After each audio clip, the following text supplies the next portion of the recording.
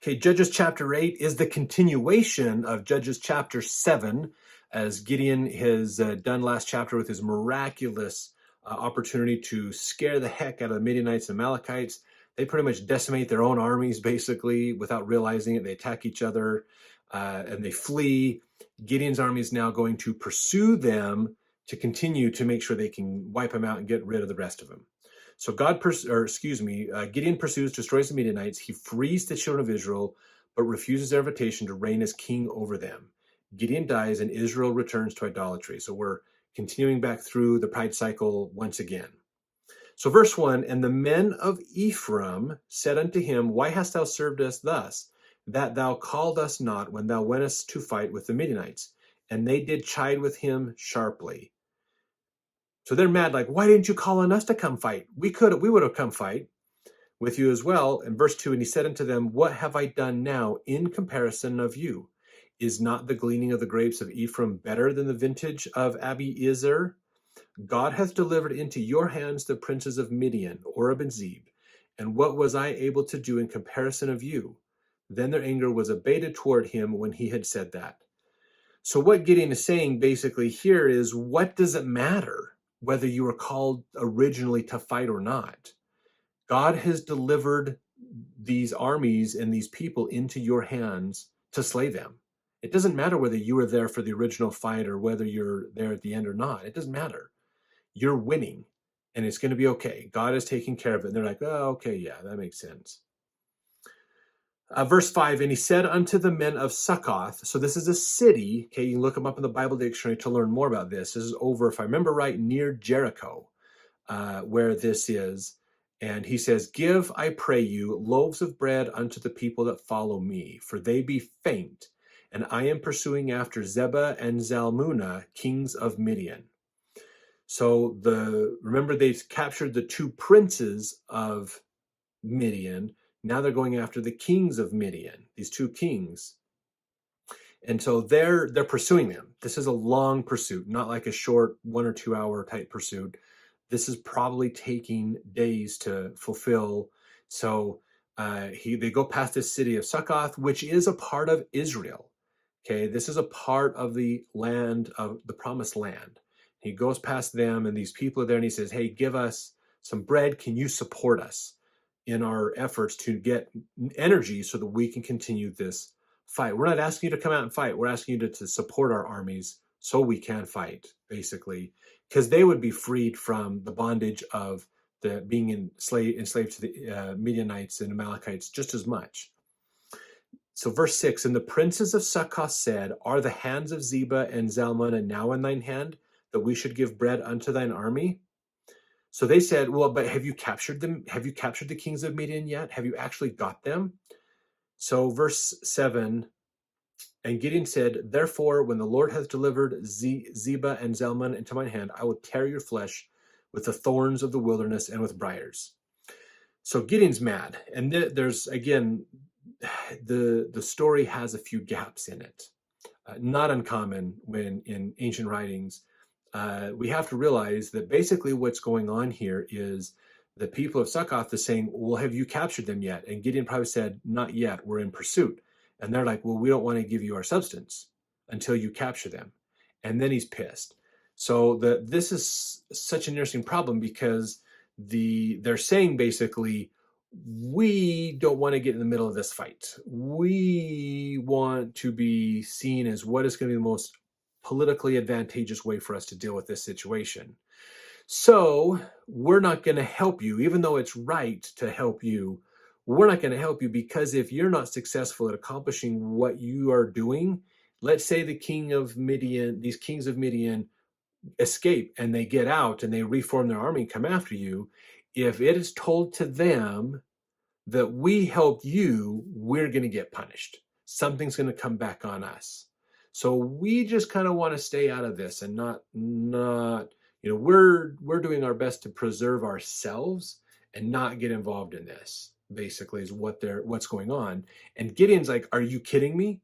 Seriously, we are here to help you. If you don't help us, we can fail at this, which is going to be bad for both of us. If you help us, we will win and have success. And he is so mad that they are not willing to help him. So his army has to keep pursuing, even though they're starving, they're hungry, they're tired, they're worn out. And so he tells them, when we kill these kings and we take them out, I'm coming back for your town, and we are going to punish you because of this. That's what he said to them. And we don't hear their response to that. We don't hear if they said, oh, well, in that case, we'll give you bread, and okay, be nice, leave us alone. Maybe they did, maybe they didn't. We don't know 100% for sure. But he moves on to the next town. Gideon moves on. Verse 8, and he went up thence to Penuel, and spake unto them likewise. And Penuel is in the Bible dictionary. In fact, interesting, Penuel is also, if you remember, near the place where I believe it was Jacob, I think it was, that he wrestled. The scriptures in Genesis say he wrestled with an angel of the Lord, which isn't completely accurate, that he actually wrestled an angel, but that he had a great discussion, with an angel. Go back and look in Genesis on our videos there to see more about that. But this is Penuel. This is that same area. And he went up thence to Penuel, and spake unto them likewise. And the men of Penuel answered him as the men of Succoth had answered him. And so he do unto Penuel, hey, we need help. We need your sustenance to take care of my armies while we're pursuing the kings of Midian. And Penuel said the same thing. Well, have you won yet? No. Well, I'll tell you what, we'll help you once you've won. Oh, these people are not willing to pick a side. They want to do what's best to preserve themselves. So verse 9, and he spake also unto the men of Penuel, saying, when I come again in peace, I will break down this tower. So he's already threatened them too. I'm coming for you guys once I'm done with this war. So verse 10, now Zebah and Zalmunna were in Karkor, and their hosts with them, about 15,000 men, all that were left of all the hosts of the children of the east, for there fell 120,000 men that drew sword. So now we're getting some more numbers of how big it was back when Gideon started this, when he came down with his 300. 300 people defeated a group that was at least 120,000 men, if not more, actually, basically. There fell 120,000 men that drew the sword. So there's probably a lot more than that, considering he had 15,000. So that would be 135,000 at least, if not, maybe there were some that just fled and disappeared into the wilderness. And so they're probably looking, closer to 140,000 people strong against 300. That should give you just a glimpse in what those numbers were like, basically, when Gideon went after his people. So he had a 32,000 group strong against 140,000 group strong. They had camels. And God's still like, that's still too many people. We need to narrow this down to 300. Now I can perform my miracle. That's pretty wild. So they were down there. Verse 11, Gideon went up by the way of them that dwelt in tents on the east of Nobah and Jogbehah, and smote the host, for the host was secure. So the hosts were there. They had their encampments. He goes up past this group of people who live in tents. They don't have established brick buildings or wood buildings or things. They live in tents, and he was able to take out the remainder of these hosts. Verse 12, when Zebah and Zalmunna fled, he pursued after them and took the two kings of Midian, Zebah and Zalmunna, and discomfited all the hosts. So he destroyed the whole army, basically. Verse 13, and Gideon the son of Joash returned from battle before the sun was up. So this is middle of the night stuff, basically. He's finally coming back in. It's not quite morning yet. Verse 14, and caught a young man of the men of Succoth, and inquired of him, and he described unto him the princes of Succoth, and the elders thereof, even 70 men. So he asked this young man, hey, tell me more about the leaders of Succoth and how that works out. So Gideon is gathering information about these people, 70 men. Verse 15, he came unto the men of Succoth and said, behold, Zebah and Zalmunna, whom ye did upbraid me, saying, are the hands of Zebah and Zalmunna now in thine hand, that we should give bread unto thy men that are weary. So he basically says, look, I caught them. We have won. You guys wouldn't help us because you're afraid if they won, you would be punished for it. But I won. And I told you I'd come back, basically, for you. So verse 16, and he took the elders of the city and thorns of the wilderness and briers, and with them he taught the men of Succoth. So verse 16 is a really interesting one here, because if you remember, he told them he would beat them with these vines. Now, I don't know if you've ever seen like briers, like raspberries or blackberry bushes that have the thorns in them. Man, they hurt.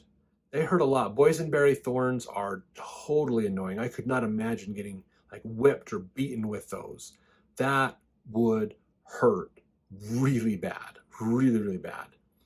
So a couple of things. Clarke, in his book Bible Commentary, mentions about this. He said here, instead of he taught, Houbigant, which is another biblical scholar, reads, he tore. And this is not only agreeable to what Gideon had threatened in verse 7, but is supported by the Vulgate, the Septuagint, Chaldec, Syriac, and Arabic.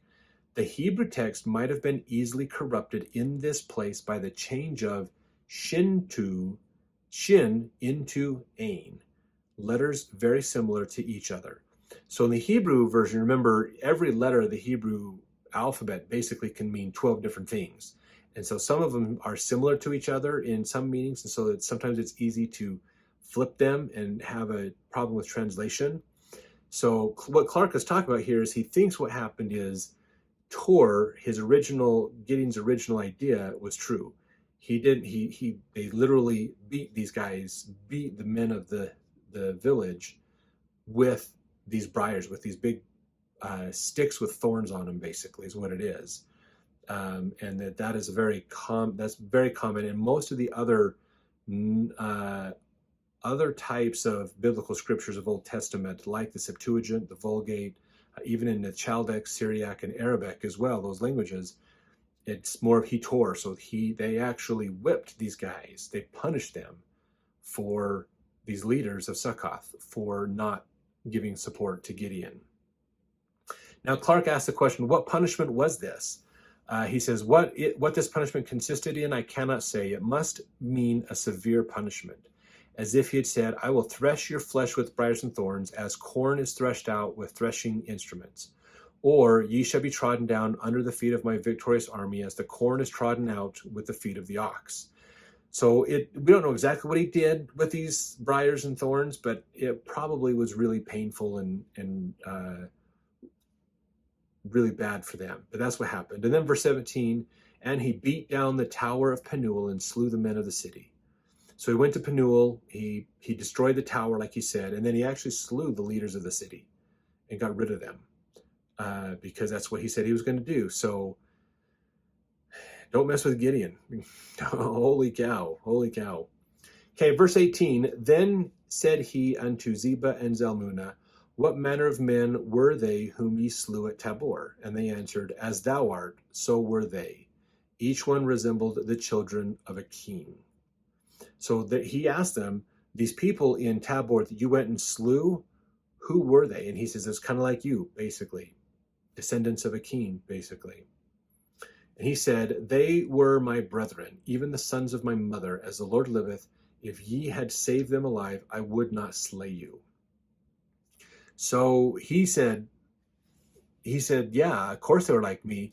That was my kin. That was my family you destroyed in Tabor. So that's why I'm destroying you.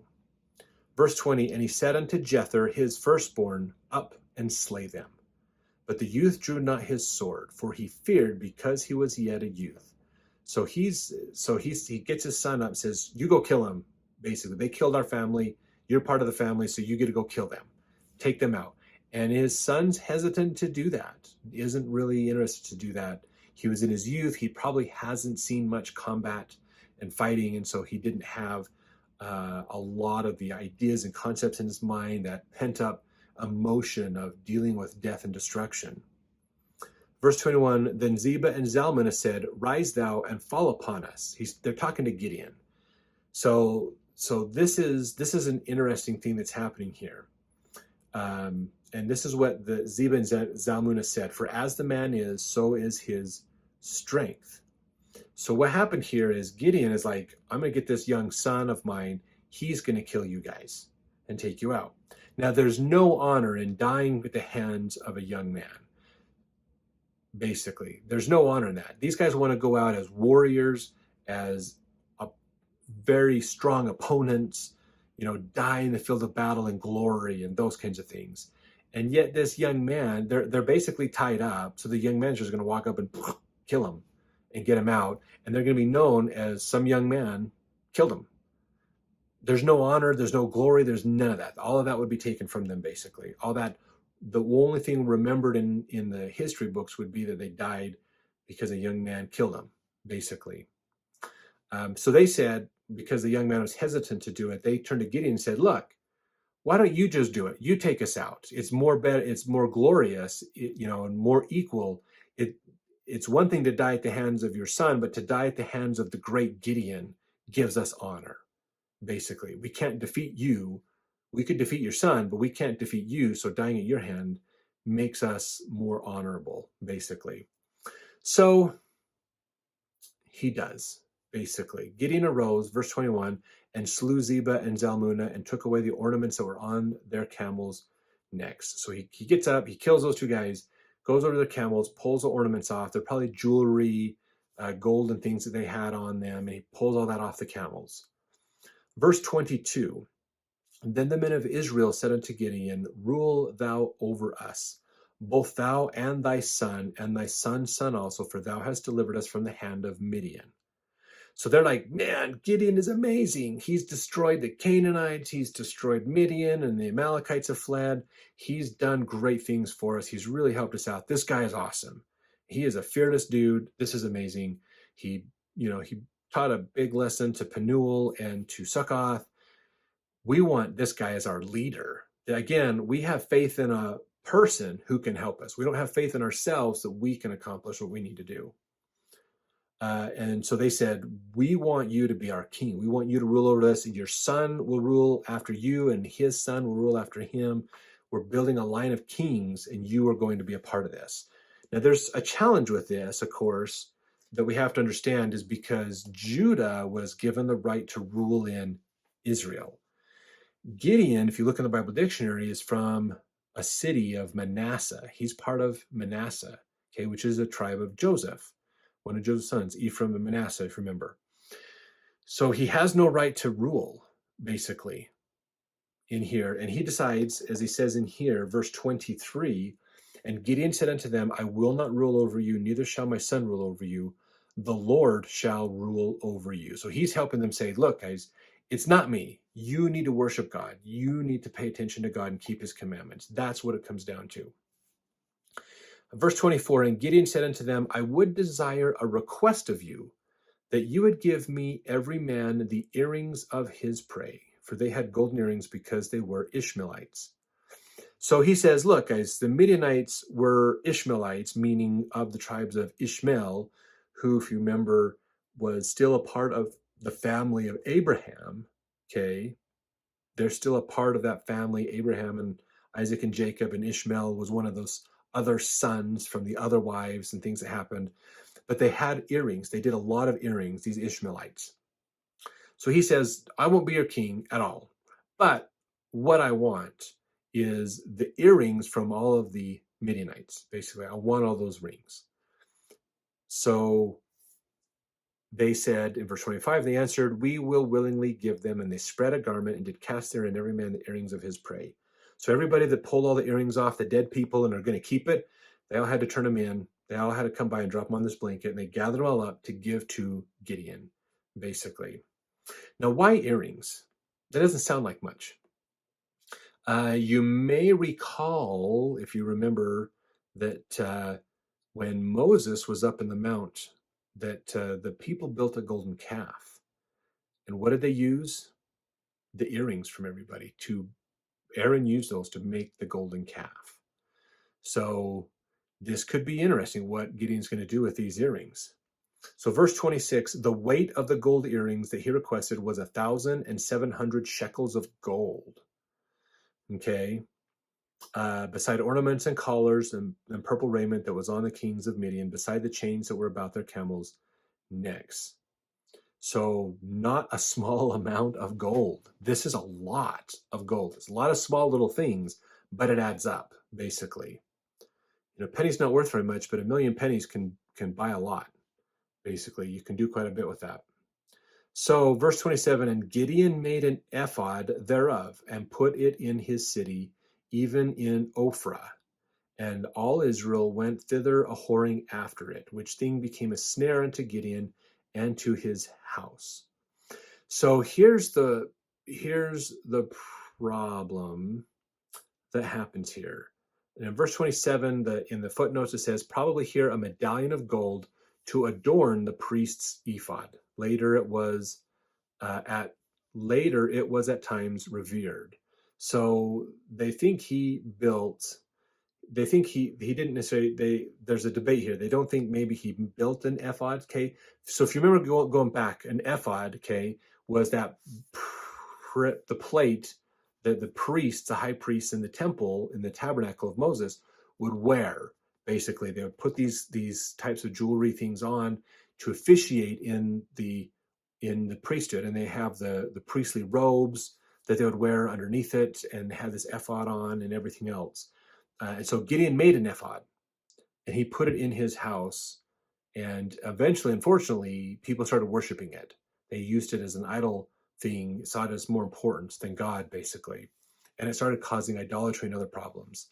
In fact, in the book Introduction to the Old Testament, Rasmussen says, an unfortunate anticlimactic development arose due to Gideon's mistaken zeal in making a new ephod, which is part of the garment of the chief priest in Israel, out of some of the precious things gathered from the smitten soldiers of the enemy.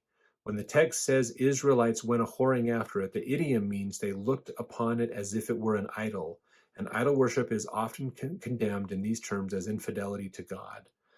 So he builds this, probably thinking, I'm building a monument to the priesthood of God that helped us to accomplish these things. Even though he's not a high priest at all, he's a tribe of Manasseh. The Levites had the real ephod. So this is a fake version of the priest's ornaments, basically. And he does this. Gideon puts this together, and it becomes something for people to worship. They worship it as if it's amazing. It's this special thing. And so it turned into a legend, basically. And it caused them to forget God and worship the thing, basically. This is a common problem for Israel, of course, this idol worship, because now we're getting the other part of the pride cycle. They've been saved. They've been given peace. They have prosperity, and now they're forgetting God and getting back into the bottom part of that pride cycle again. But here's the thing that's also important to realize. There's a few similarities and examples of this. You remember during Noah's time, Ham made a copycat of the garments of the holy priesthood that Noah had, that he had gotten passed down from Adam and Eve, the coats of skin that had the markings on them and stuff that we learn about. Ham made a copycat copy of that and caused a civil war to happen among the tribes that ended up causing lots of contention and problems, and allowed Nimrod to become, who's a descendant of Ham, to become the great king, the ruler, the great hunter. And he fought against him, and his descendants that were kings after him fought against Abraham and others. So there was the real gospel, and then this fake version, copycat type gospel. And so Gideon's kind of falling into that trap. Now, why would Gideon, this man who's seen these great miracles in these battles, who had spoken with God, received revelation from God, build something that caused a problem? We don't know 100% what's going on with Gideon. Maybe this was done down the road later. We're not sure.